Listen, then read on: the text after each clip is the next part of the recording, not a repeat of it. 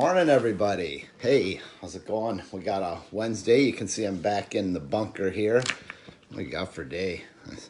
I've been up since pretty early this morning. I got up about 5. I couldn't sleep very good today, so kind of got up early and just the 9th, March 9th already. Jeepers, man. Crazy how time flies, huh? So, yeah, we were up in Mount Dora yesterday. Obviously, I came at you guys, kind of gave you a little update what's going on up there and where we're at with things. So, now we're back in Orlando. Actually, me and Val are going to be heading up there again today. I think we got a renter coming in tomorrow. So, got the air conditioner put in the one unit yesterday, so everything's looking good. I've got one of my Timeless shirts on this morning. Back at it for Courtney. My slowdown that I showed last night. Available on our website if you guys are interested. Always got to give a little plug out to the girls. So, what's everyone got going on today? Hopefully everyone's I know Courtney or Jazzy and Val used to always call it Hump Day, and me and Courtney would always make fun of them because they were part of the corporate world back in those days. I guess Jazzy still would be considered what we would consider corporate world because she leaves the house actually to work. That's how you become corporate world in the Twerberg house. Is you leave the house and then you become part of working with the man. So, although the company she works for is just a little guys like us too, that just a small business, works for the golf course and does event planning for them down there in St. Cloud. So anyways, today I wanted to talk about something that I'm sure a lot of people are familiar with, which is called the butterfly effect. And I don't know if you are. I'm gonna kind of just give you what it means, just in case you don't.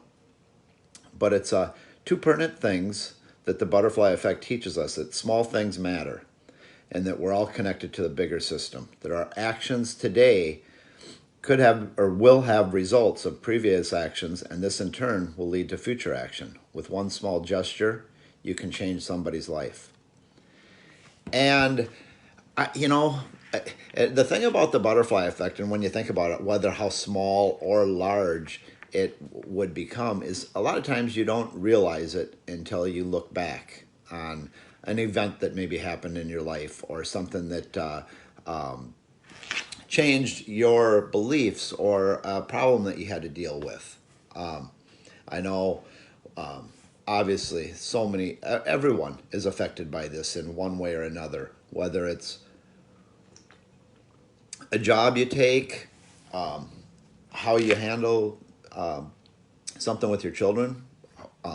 Could be the girl you met in high school or the boy you met in high school, a breakup or whatever. But everything leads to where you are in your life now, and every action you make going forward also will have obviously a big impact on where you'll get to or you won't get to in life. And again, what I touched on earlier this week on our belief, and a lot of times putting that faith in God of when you come to a crossroads or when you have to make a decision that's going to be hard and it's going to be something that you're not sure of.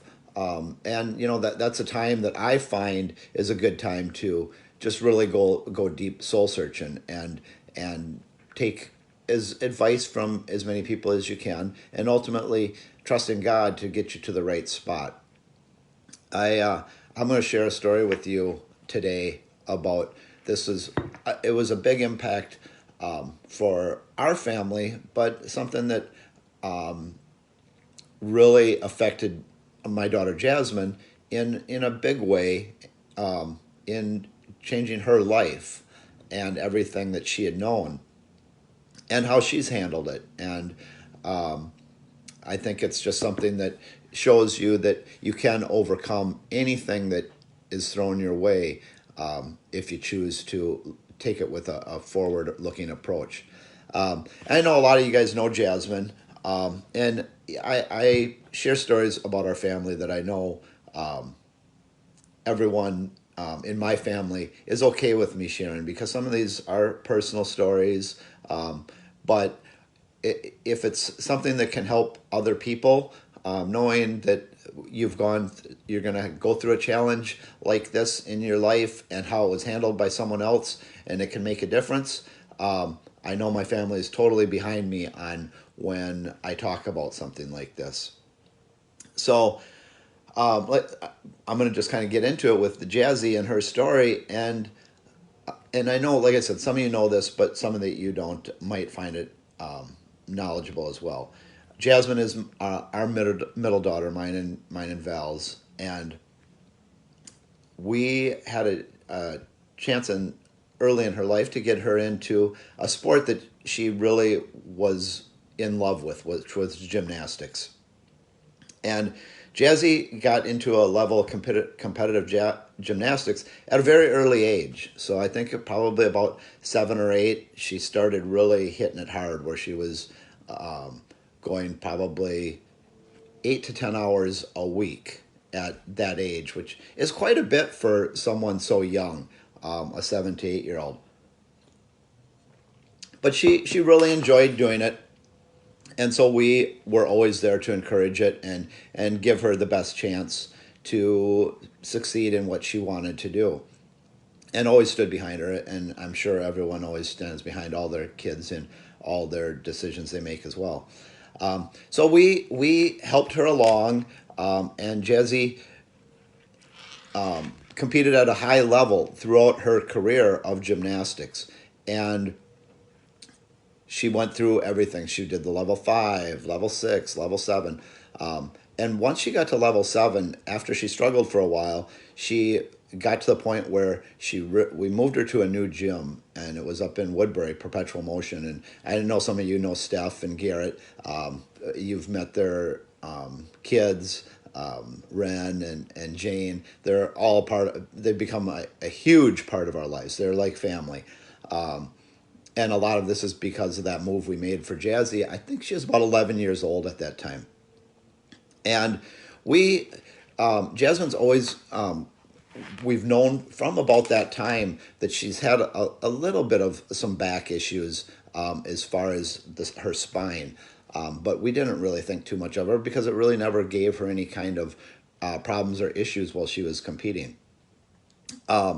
So, keeping on with the story, Jazzy continued, and once she got to Perpetual Motion, she really started thriving. She became she became one of the best gymnasts in the state of Minnesota at her age and her level that she was always competing at. And it was so much fun to go with her to all the meets and watching her win. She ended up winning at level 7 and 8 many state championships as far as floor and vault and beam and bars and overalls, and it was just a lot of fun. And one neat thing that I like to say with kids, and too when you're raising them in whatever, it doesn't necessarily even have to be in a sport. It could be in music or in school, or in liberal arts or acting or sports or whatever it may be. I know you're always behind your kids, and sometimes it's hard to know how much that you should push them to lead them to what they want to do.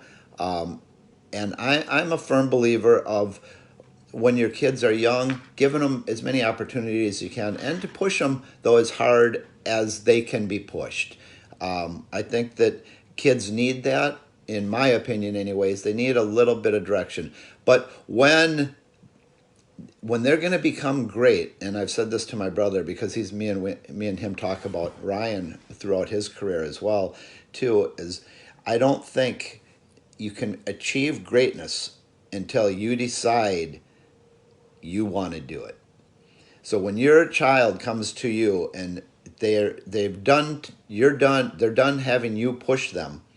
And it's different at all age for different kids. It might be 6 with some it might be 8, some might be 11, some might be 18. Well, Jasmine, it happened about 15, and I think she was about level 9 or level 10, which is about as high as you can get to level 10. And there's elite, but that's when you're really special. That's your Olympic type gymnast. And she came to me when she was about 15, and she said, "Dad, this is what I want to do. I want to go for this and I want to get to college and do gymnastics. And I put a smile, it put a smile on my face because, like I said, Jasmine's gymnastics was a big part of our life, always, because when you get into a competitive sport or competitive whatever it might be that you are with your kids, you spend a lot of time traveling and investing money into them and just spending time at the meets or the productions or whatever it might be in your circumstance. And it's a special moment then when they come to you and say, I appreciate everything you've done. I'll take it from here." Because then that's when they're going to become great. And she did. She really came into her own. You could see her out there. She became the leader of the team. People would respect what she was saying, what she was doing, and really, it was really neat to see that all come together for her. And what we did too throughout this time is this was kind of before. This was like the 2011, 2012, 2013 era, where it was kind of still a little bit before YouTube or TikTok, or I guess like a social media push towards being able to get your kids in front of coaches, or other, like in gymnastics. It's not a huge scouting sport, so for you to find or get coaches' attention at the time, you kind of had to get in front of them. They had to know who you were.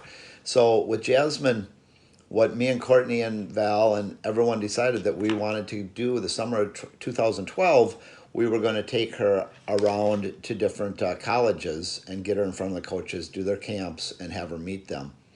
And we went to 5 or 6 of them. I think we went to Georgia, LSU, NC State, Missouri, Kentucky. There might have been one other one that I'm forgetting. But she spent about a week at all these camps throughout the summer. Me and Courtney would drive her around, and pick her up. We'd kind of hang out in the town while she was doing her gymnastics.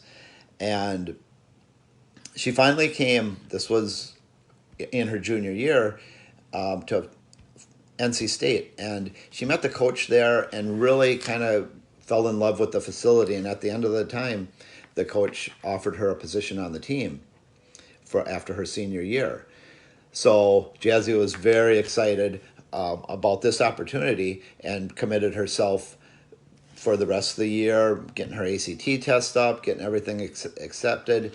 And it was going to be a big move now. If for her, going from Minnesota to North Carolina for this was, it was kind of a major deal. And in fact, so major for our whole family that we wanted to be part of it as well, because the gymnastics and Jazzy had been just a large part of our life as well. So we, at that time in 2013, packed up our whole family.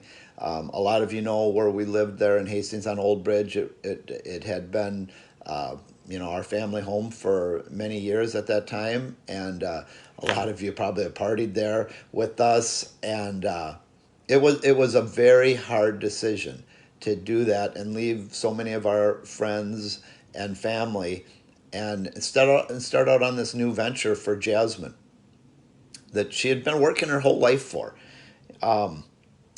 And so we packed it up. We got to NC. We moved out in August of 2013. And she got out there and she started her working with the team, and she had to take a physical about a week or so in after joining the team. Had the team pictures with everything and everybody. She was all excited to start the rest of her gymnastics career at NC State. Well, a few days later, they said to her, "Jasmine, we need to talk to you and your parents at the medical facility. Your physical came back, and there's some concerning things on it." So we said, all right. Well, Jazzy was a little nervous on what was going on, and I told her, just relax. Let's go in and see what happens, and what we'll figure out where we proceed with it. Well, we went in, and the medical team really gave us, I would say, about the worst news that you could probably ever want to hear without it being, losing your life, is because this was basically Jazzy's way of life and our way of life, where they told her at that time that your career with NC State is over. They had found like her some of her spine had fused together in the back, and they said